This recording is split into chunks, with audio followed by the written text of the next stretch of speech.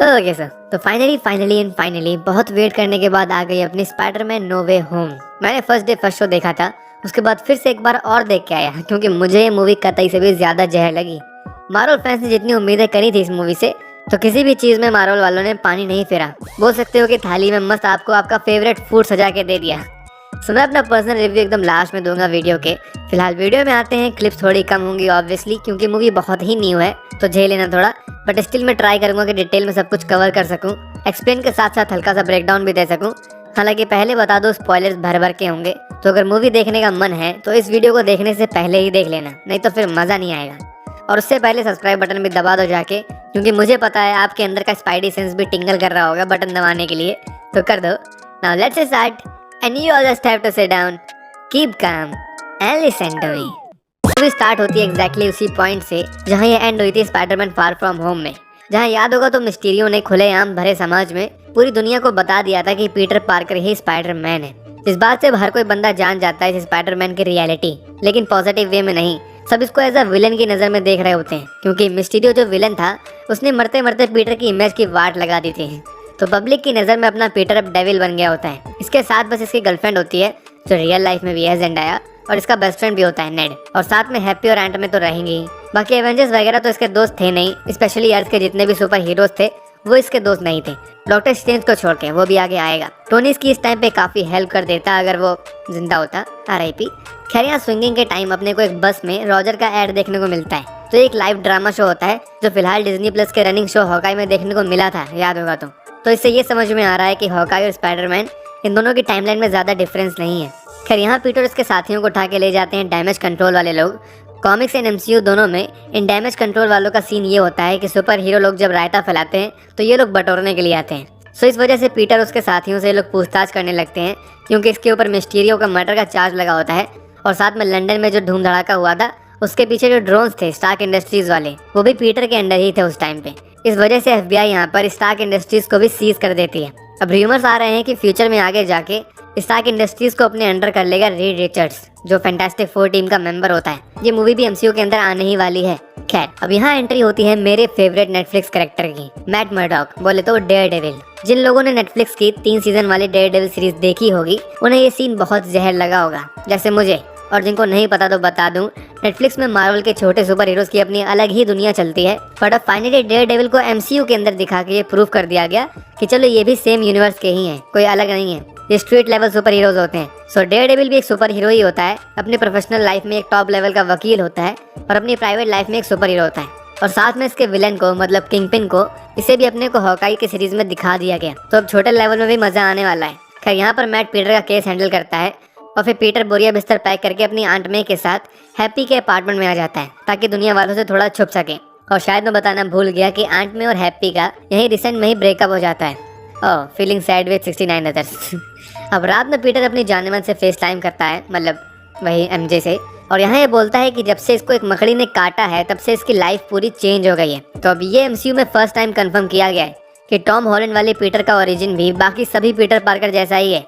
बाकी सबको भी मकड़ी नहीं काटा था, तभी उनके पास ये वियर्ड पावर्स आई थी। तो अब यहाँ कंफर्म होगा कि इस टाइमलाइन के पीटर के साथ भी सेम ही हुआ था। तो अब पीटर अपनी नॉर्मल लाइफ में वापस आने का ट्राई करता है। ये जाता है अपने कॉलेज, जहाँ अपने को फ्लैश को दिखाते हैं जिसने अपने हेयर डाई कर लिए थे, ये जिस कॉमिक्स का रेफरेंस है। और इसने इवन अपनी और पीटर की सगी दोस्ती दिखाने के लिए खुद की बुक लिखी होती है, फ्लैश पॉइंट करके। और ये चीज़ एक्चुअली में काफ़ी वियर्ड है, क्योंकि फ्लैश पॉइंट इसी नेम की DC वालों की कॉमिक सीरीज है, जिसकी थीम कुछ इस तरह होती है कि फ्लैश पास में जाके फ्यूचर को चेंज कर देता है, जिससे लोग उसको भूल जाते हैं, ऐसा ही कुछ होता है। तो अगर ध्यान से देखो तो लगभग यही स्टोरी लाइन इस मूवी की भी है। डॉक्टर स्ट्रेंज ऐसा मंत्र पढ़ता है जिससे सब भूल जाते हैं कि पीटर पार्कर कौन है। अभी आगे बात करेंगे। मीनवाइल पीटर और MJ ये अपना प्राइवेट टाइम स्पेंड कर रहे होते हैं कॉलेज के रूफ में, क्योंकि इनको थोड़ी शांति चाहिए होती है दीन दुनिया से। लेकिन फिर यहाँ उंगल कर देता है आकर नेड, और फिर ये तीनों अपने फ्यूचर को लेकर टेंशन में आ जाते हैं, क्योंकि इनको किसी भी कॉलेज में एडमिशन नहीं मिल रहा होता है, स्पेशली MIT में। और ये सब सिर्फ और सिर्फ पीटर की वजह से हो रहा होता है, क्योंकि इसकी रेपुटेशन बहुत ज्यादा खराब हो गई होती है। और MJ और नेड इनको बस इसकी दोस्ती भारी पड़ रही होती है। तो पीटर को अब डॉक्टर स्ट्रेंज की याद आती है। इसको लग रहा होता है कि डॉक्टर साहब ही हैं जो इसकी सिचुएशन का इलाज करेंगे। तो ये जाता है सैंक्टम सैंक्टोरम में डॉक्टर स्ट्रेंज के घर, और यहाँ पर अपने को पता चलता है कि डॉक्टर स्ट्रेंज के ऊपर से सॉर्सरर सुप्रीम का टैग हट चुका है। अब वॉन्ग को सॉर्सरर सुप्रीम बना दिया गया है, क्योंकि स्ट्रेंज 5 साल के लिए गायब हो गया था जब थैनोस ने चुटकी बजाई थी। तो पीटर का कहना होता है स्ट्रेंज से कि डॉक्टर साहब कुछ ऐसा करो कि हर कोई भूल जाए कि पीटर पार्कर स्पाइडरमैन है, क्योंकि यही तो एक प्रॉब्लम होती है। स्ट्रेंज यह टाइम से खिलवाड़ तो नहीं कर सकता था क्योंकि उसके पास टाइम स्टोन नहीं था, वो एंड गेम के टाइम ही वापस पास्ट में भेज दिया गया था। हालांकि यहाँ स्ट्रेंज अभी भी आई ऑफ अगामोटो का यूज करता है, उसको पहन के रखता है, जिसके अंदर टाइम स्टोन रखा जाता था, याद होगा। तो कॉमिक्स में अगामोटो एक पूरा कैरेक्टर होता है स्पेशल पावर्स के साथ, तो यहाँ पर भी शायद आई ऑफ अगामोटो की कुछ यूनिकनेस होगी जिस वजह से स्ट्रेंज इसको पहन के रखता है। खैर, स्ट्रेंज यहाँ मान जाता है, ये एक स्पेल बताता है पीटर को जिससे पूरी दुनिया में हर कोई भूल जाएगा कि पीटर पार्कर ही स्पाइडरमैन है। वोंग इसको वार्निंग देता है कि ऐसा मत करना, क्योंकि इससे नोन एंड अननोन यूनिवर्स के बीच में डोर खुल जाएंगे। इस बात से ही अपन समझ सकते हैं कि वोंग यहाँ मल्टीवर्स की बात कर रहा है, जैसा अपने को लोकी एंड व्हाट इफ सीरीज में देखने को मिला था कि यहाँ पर एक नहीं बल्कि बहुत से पैरेलल यूनिवर्स होते हैं। लोकी की थीम थोड़ी अलग थी, उसके हिसाब से एक ही टाइमलाइन होती है, सेक्रेट टाइमलाइन। उसमें छेड़छाड़ करने से नेक्सस इवेंट क्रिएट हो जाता है, बोले तो न्यू टाइमलाइंस क्रिएट हो जाती हैं। लेकिन स्पाइडरमैन का मल्टीवर्स कॉन्सेप्ट थोड़ा हटके है, क्योंकि सबको पता है स्पाइडरमैन का खुद का अपना स्पाइडर वर्स चलता है। अलग अलग टाइमलाइंस में अलग अलग स्पाइडरमैन्स होते हैं और सबके अपने अलग अलग विलेंस भी होते हैं, जिनको अपन देख भी चुके हैं ओल्ड स्पाइडरमैन मूवीज में। सो स्ट्रेंज पीटर को एक बेसमेंट में ले आता है और बताता है कि यह जगह 1000 साल से भी ज्यादा पुरानी है, देख के भी लग रहा होता है, और ये अपनी स्पेल चलाना शुरू कर देता है। बट जैसे अपन ने ट्रेलर में देखा था कि पीटर जो ठहरा नादान परिंदा, ये स्पेल के बीच में इंटरफेयर करने लगता है कि ऐसा मत करो कि सब भूल जाएं, एमजे, नेड और आंट में इन सबको छोड़ दो, बाकी भूल जाएं। तो इस इंटरफेरेंस की वजह से स्ट्रेंज के कंट्रोल से बाहर हो जाती है स्पेल और अपन फर्स्ट टाइम ग्लिम्स देख सकते हैं मल्टीवर्स के। इसका कलर एकदम लोकी के फिनाले जैसा लग रहा होता है, लेकिन फिर लास्ट में स्ट्रेंज सब कुछ कंट्रोल में ले आता है किसी तरह और स्पेल को एक हेक्सागन टाइप किसी चीज में कैद करके रख लेता है और फिर वो पीटर को गरिया के भगा देता है इंटरफेरेंस करने के लिए और साथ में इसकी बात ना मानने के लिए। वो बस एक हाई स्कूल का बच्चा है यार। खैर, ये पूरी चीज कॉमिक्स की सिमिलर स्टोरी लाइन है, जहाँ पीटर अपनी आइडेंटिटी रिवील कर देता है पूरी दुनिया के सामने, बट इस वजह से इसकी आंट में की डेथ हो जाती है। तो पीटर जाता है मेफिस्टो के पास हेल्प मांगने के लिए और वो इसकी हेल्प भी कर देता है, सबको भुला भी देता है, बट बदले में पीटर और एमजे की लव लाइफ एंड हो जाती है। और एक और कॉमिक थी जहाँ पीटर मेफिस्टो की जगह डॉक्टर स्ट्रेंज से हेल्प मांगने गया था, जो इस मूवी से काफी मैच करती है। फिर पीटर यहाँ से जाता है MIT के चांसलर से भीख मांगने के लिए, अपने और अपने साथियों के एडमिशन के लिए।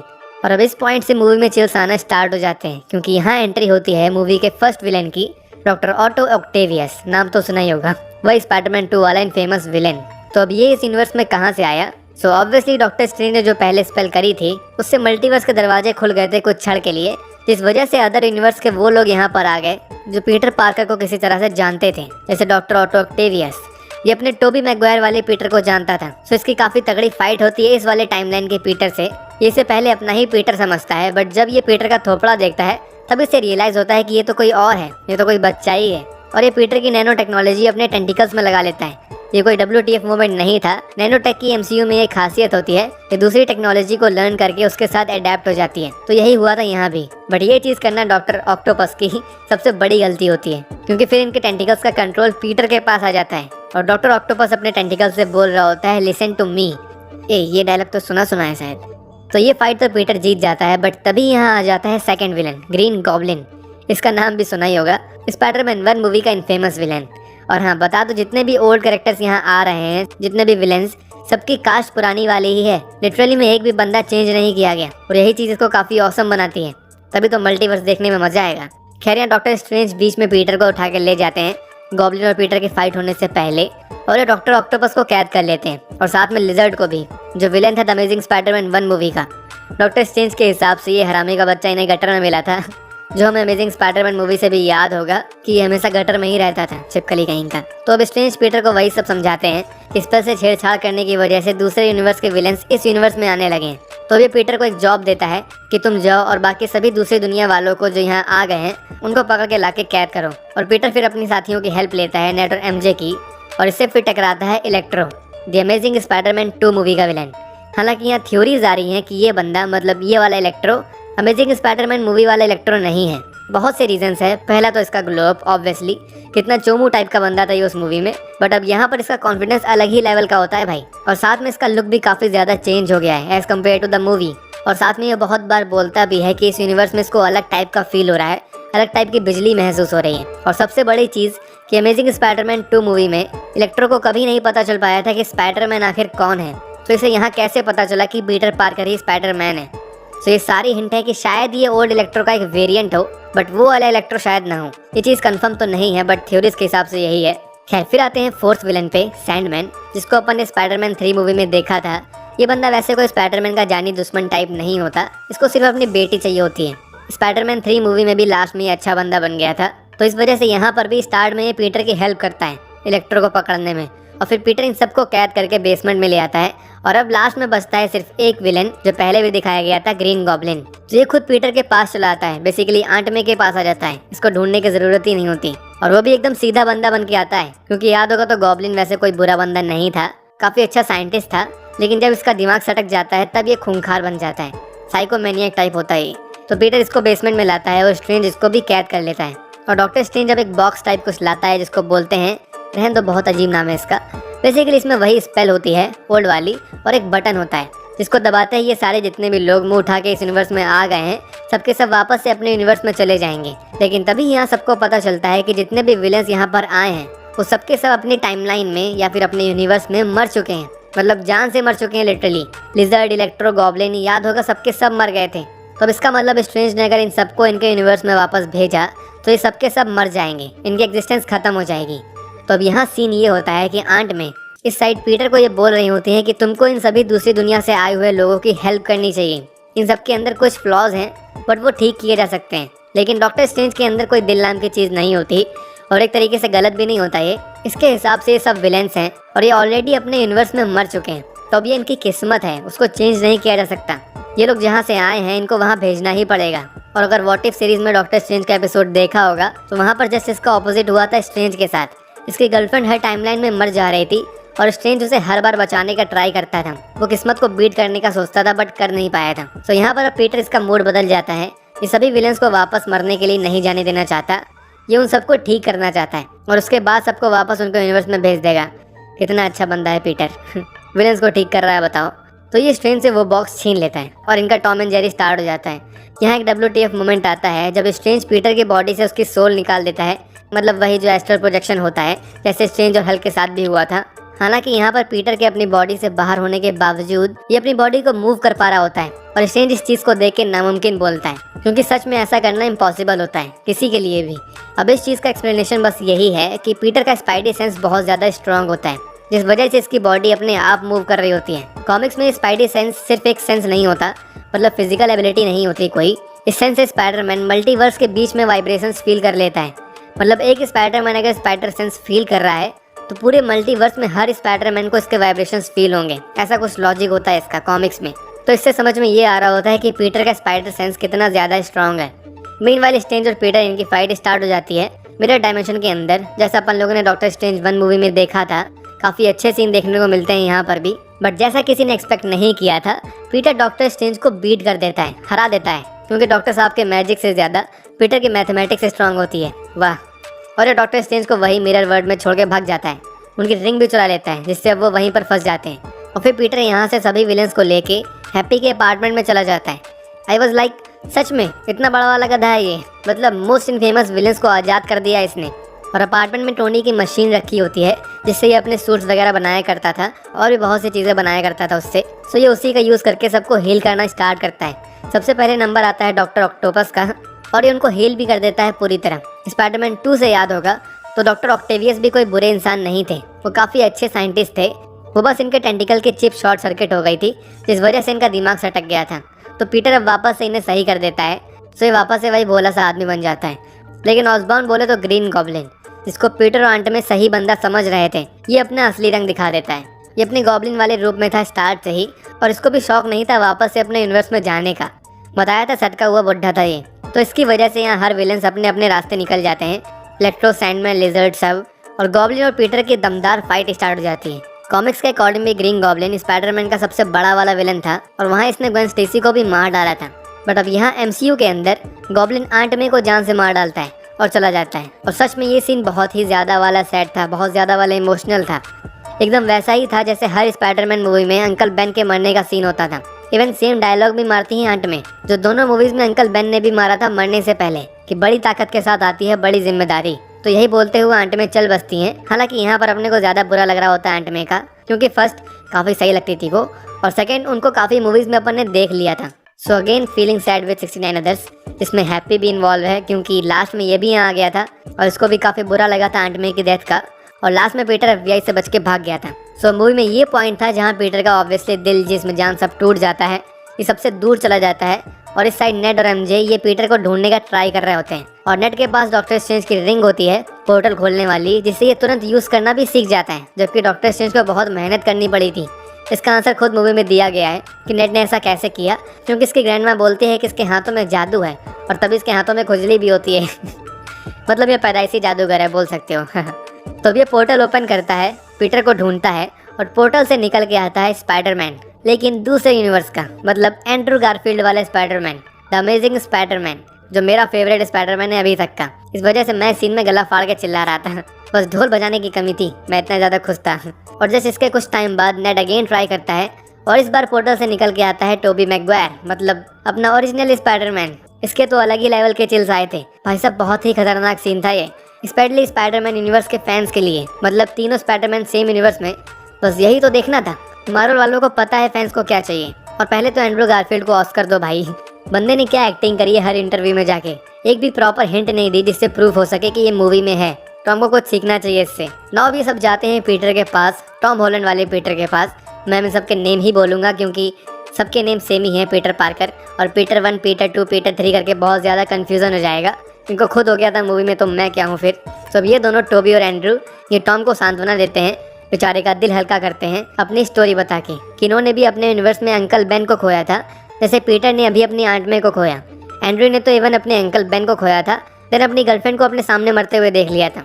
तो ये बंदा तो आंसुओं के बेड पे सोता होगा, इतना दुख है इसकी ज़िंदगी में, फिर भी हंसता रहता है, सीखो कुछ। तो यही चीज़ टॉम को अच्छी लगती है कि चलो इसकी फीलिंग शेयर करने वाला तो कोई है यहाँ पर। और फिर ये सब अपने काम पे लग जाते हैं वही विलेंस को ठीक करने के लिए।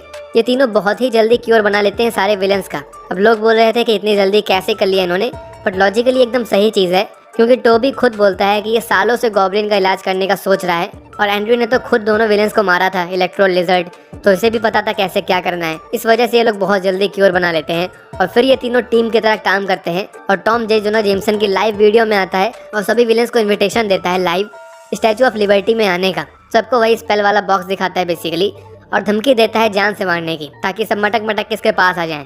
स्टैचू ऑफ लिबर्टी में कैप्टन अमेरिका की शील्ड भी लगा दी गई होती है, रिस्पेक्ट प्लस प्लस। और यहाँ जो कॉन्वर्सेशन होती है तीनों स्पाइडरमैन के बीच में, वो बहुत ही औसम होती है। इवन ये उस चीज़ पे भी बात करते हैं कि आखिर टोबी अपनी बॉडी के अंदर से कैसे वेब निकाल लेता है, जबकि उन दोनों को वेब शूटर्स का यूज करना पड़ता है। काफी फनी ब्रोमांस था इन तीनों का, काश दोबारा फिर से देखने को मिले। खैर फिर एंट्री होती है सभी विलेंस की, और 1 बाय 1 करके ये सबको क्योर करने लगते हैं। सबसे पहले सैंडमैन, फिर लिजर्ड, फिर इलेक्ट्रो, और डॉक्टर ऑक्टोपस को तो पहले ही सही कर दिया था। और अब यहाँ वो सीन दिखाते हैं जिसको लेके सारे फैंस बेसब्री से इंतजार कर रहे थे, जहाँ ट्रेलर में सबने देखा होगा कि MJ ऊपर से नीचे गिरने वाली थी, एग्जैक्ट उसी तरीके से जैसे द अमेजिंग स्पाइडरमैन 2 मूवी में ग्वेन स्टेसी नीचे गिरी थी। हालांकि वो मर गई थी, एंड्रू गारफील्ड उसको बचा नहीं पाया था। तो यहाँ पर भी एग्जैक्टली सेम होता है, और टॉम अपनी MJ को बचाने के लिए तो जाता है, बट ये तो नहीं बचा पाता। इसकी जगह आके एंड्रू गारफील्ड अपने भाई की MJ को बचा लेता है फाइनली। इसका खुद का रिएक्शन ये वाला था कि चलो एटलीस्ट ये किसी की जान तो बचा पाया, मतलब अपनी वाली की नहीं बचा पाया तो अपने भाई की जीएफ को बचा लिया। फीलिंग हैप्पी विद 69 अदर्स तो सारे विलेंस लास्ट में ठीक हो जाते हैं।